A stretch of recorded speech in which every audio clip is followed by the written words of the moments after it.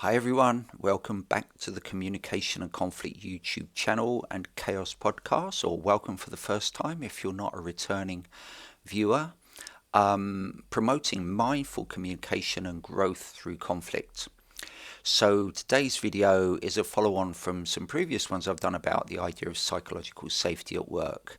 And I've mentioned previously that the area that I work in of mediation and conflict coaching, I would see as having many similarities in terms of its ethos of promoting psychological safety, for things to be challenged, for things to be questioned, for things to be openly discussed, for there to be permission for candor, as Amy Edmondson, who's the kind of the main pioneer of this concept in workplaces. And as a result of looking through various kind of videos, interviews, listening to podcasts, reading different things about the idea of psychological safety, there's a kind of perception that I'm picking up that to an extent there's a risk that it's seen as quite a kind of a parent-child dynamic for leaders to take in developing or supporting the idea of psychological safety at work, or perhaps as a strong indicator of that, the idea that leaders create psychological safety at work as if it's something that they create rather than that everybody has to create for themselves with the support of other things going on around them. So I would say at no point can anybody create psychological safety for me. I have to create it for myself, but I can be helped to do that by the other things that exist around me, and I can be supported in achieving that kind of state or experience. But it's not something that someone can do for me. And correspondingly, it might be that things that go on around me detract from me feeling that psychological safety, but it's still my feeling. I don't think anybody can create psychological safety for me. So that just in itself, that phraseology that I've seen used in some places suggests what I would call a kind of parent-child dependency dynamic. But there's two particular ways in which I want to kind of look at that today in today's video, to try to highlight what I mean. One is what I'm calling the blank slate issue, or the blank slate idea that seems to exist with quite a lot of what I'm seeing spoken about. And the other one I'm describing as it's organic, not linear. So I'll clarify what I mean when I get to those two stages, but I just want to kind of raise them as examples of how I think there's a kind of a risk of being stuck with trying to develop psychological safety at work if these things aren't kind of considered. And I'll explain what I mean. And if you agree, great. And if you don't, also great, because then hopefully we can have a discussion about it. So what do I mean by the blank slate idea? So a lot of what I'm seeing described is as if people in workplaces kind of have a blank slate. They have no sense of psychological safety already, and that it's something that needs to be provided or created, as I was referring to, by a leader of some kind. And I mean, I've seen it acknowledged that leaders can be not just the people in most senior positions, but it might be leaders within a small group as well. But nevertheless, it's seen as being something that a leader needs to create for other people. And I saw a very short interview about the idea of psychological safety, which I'll put a link to wherever it is, here or here. I can't remember where it comes up on the screen. So I'll put it there now.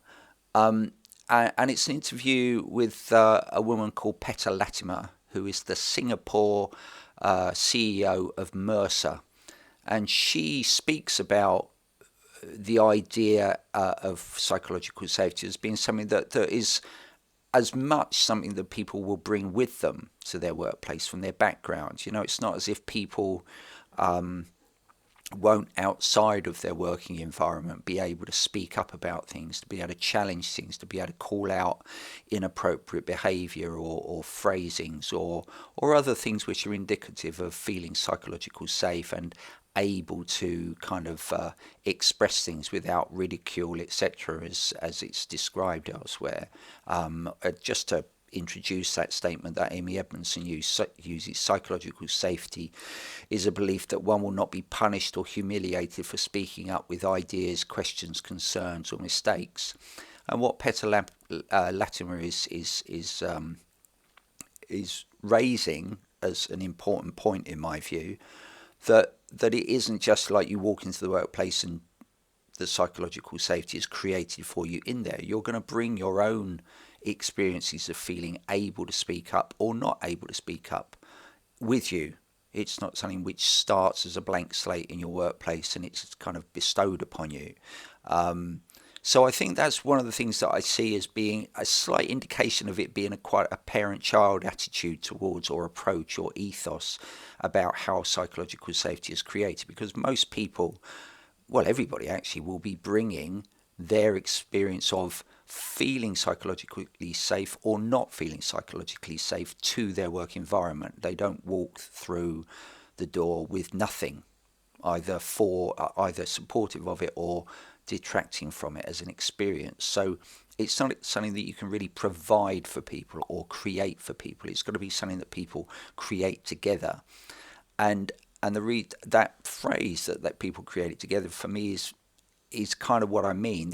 I don't see this as being something that can be given to people or created for them. It has to be a shared creation, so that then everybody is more in an adult-to-adult relationship about it, or a peer-to-peer relationship about it, rather than kind of expecting, why hasn't the leader created a psychologically safe environment for us? Because it's not really, I won't say it's not their job. I don't think it's possible for them to.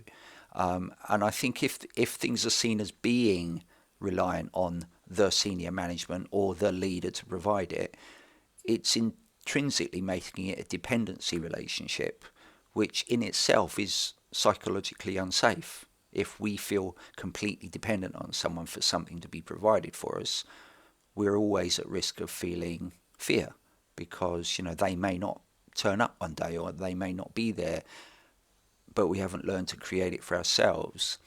So this is why I think the idea of a blank slate, and that it's the leader that provides it or creates it, is a kind of a questionable concept. I mean, it's my phrase, blank slate, but much of how things are described, it's as if all of the things that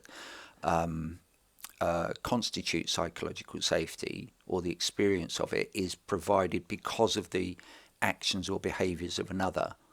And I think that's, I don't think that works. And I think it's an unnecessary misconception, because I think it's still entirely possible for there to be a creation of a psychologically safe or progressively safer environment if everybody is involved, rather than it being seen as something which is delivered to people, almost like a project. What's your task? What's your goal for this year? I'm going to deliver psychological safety to to our work teams. It's like, no, it's got to be something that everybody's involved in creating together and acknowledging that they're creating it together, so that it is an adult, not a parent-child dependency relationship, and intrinsically therefore is safer, because there isn't that dependence. So yeah, just to kind of, this isn't exactly how she said it, but just to kind of revisit what Petter Latimer said in the video, the sense of psychological safety is not always dependent on the culture of the organisation that people work in. It's dependent on the individual's personal sense of psychological safety, first of all. And that can be added to or subtracted from by the experience that people have when they go into work. But it's not as if they go in with nothing. They go in with something.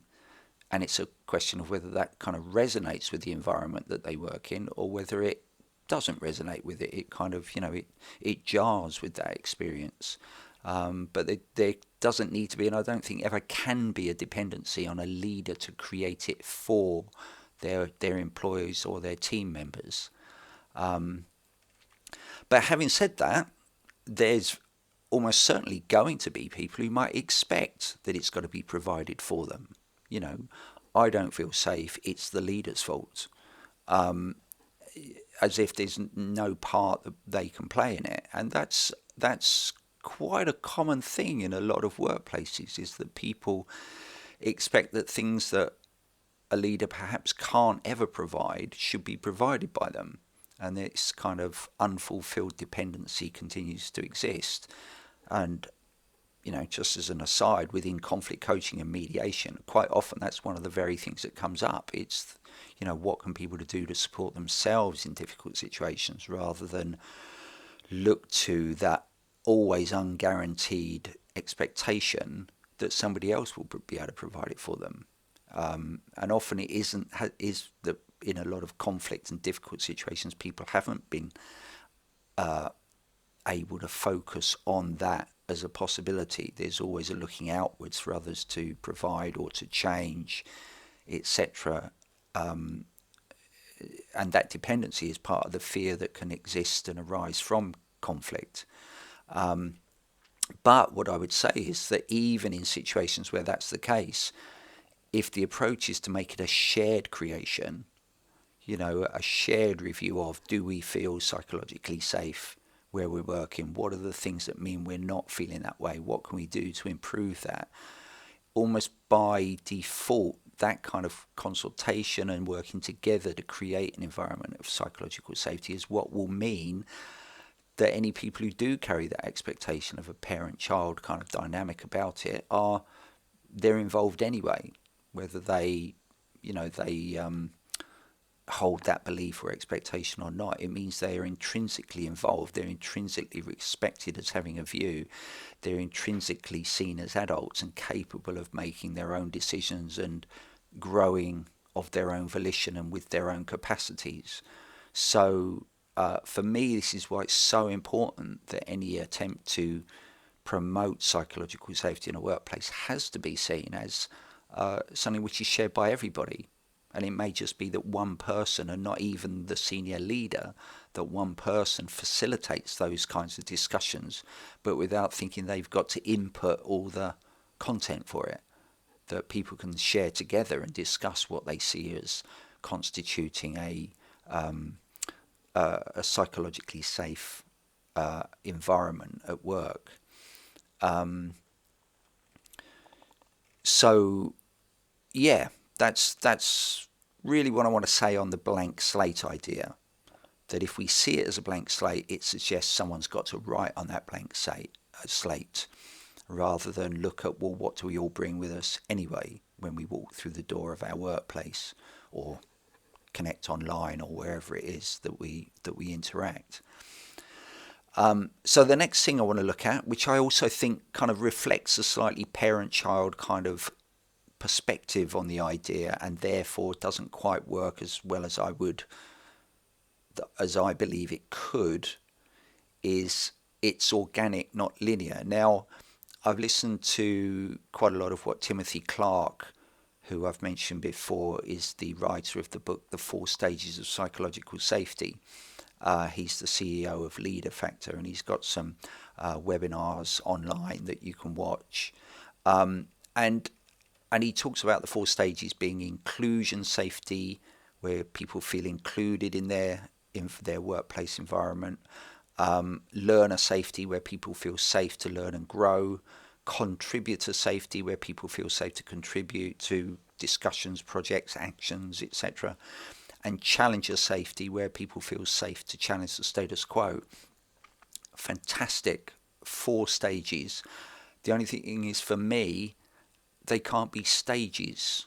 They don't need to be stages. They can be themes and features, but unless I've misunderstood him, which, fully hold my hand up, it might be possible.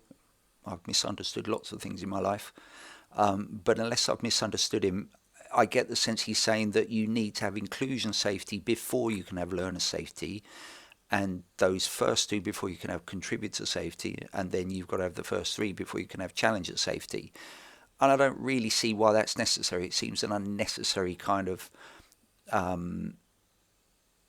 as I would see it, kind of obstacle to the creation of psychological safety at work, what would mean that it would have to go in those stages.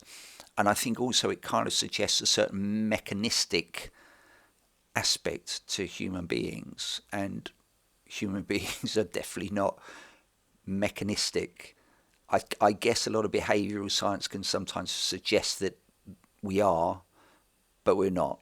I mean, I've never seen anything that kind of actually reinforces that kind of perspective of how we all interact and operate. We're all unique.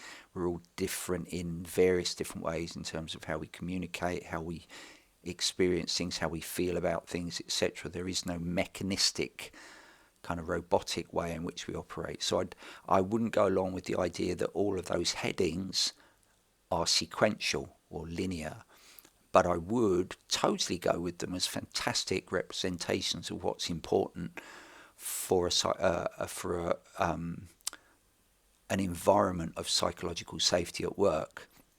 So, and the reason I relate that to being kind of a little bit parent-child is that it suggests that almost we can't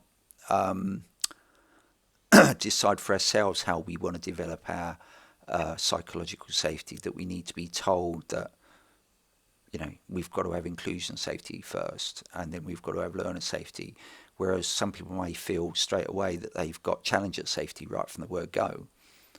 I think most leaders will know that there are very likely to be various people within their teams who have no problem challenging the status quo, whether that leaders try to create an environment of psychological safety or not. So if it is at stages, there's plenty of people in most work teams that are quite able to go to number 4 straight away. Whereas those same people may not feel able to learn and grow. So I think the idea that it's a linear stage is also quite parent-child, because it's wanting to predefine for people what their experience is going to be. And I think people can be trusted to know for themselves what their experience is. There might be people who do see themselves as unable to to feel included. I could very much imagine that someone who's quite happy to challenge the status quo might not be someone who feels included, because they're so outright in what they speak, what they say. So again, I'm acknowledging I may not be fully understanding his conceptions, but I think anything that suggests behaviour develops linearly in human interactions, I just don't think it works that way. But it doesn't mean to say we can't look to develop all of those features all at once, and for each person to recognise that each person will have their own areas where they don't feel as comfortable, and other people will find those areas where they do feel comfortable, and that it's about having a shared discussion and a shared creation of an environment that promotes all of those features. But as I say, it's this idea of linearity that I find a little bit kind of too prescribed for people. And I think when things are prescribed for people, it's often based on a kind of a parent-child view of how people are supposed to develop. But again, I'm happy to have that question challenged, other views raised, because that's what this is all about, which is actually why I'm really enjoying looking at psychological safety, because it so much reminds me of what discussions I have with mediation colleagues and conflict coaching colleagues are like, where we're not spending time kind of attacking each other. We're spending time being open to each other's views and listening and learning and understanding things. So what else do I want to say?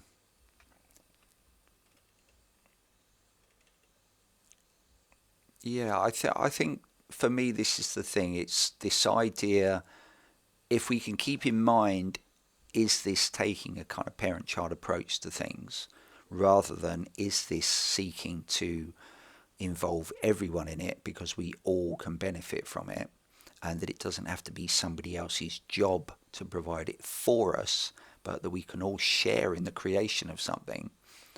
I think that's where the power of it is. But the second we start having situations where people think, I know what's psychologically safe for you, that can't work because no one knows what's psychologically safe for me. But if we've all got a framework through which to understand what we all mean by it, then we can take an adult, peer-to-peer support kind of approach to it based on the idea that we all recognize it as a useful thing.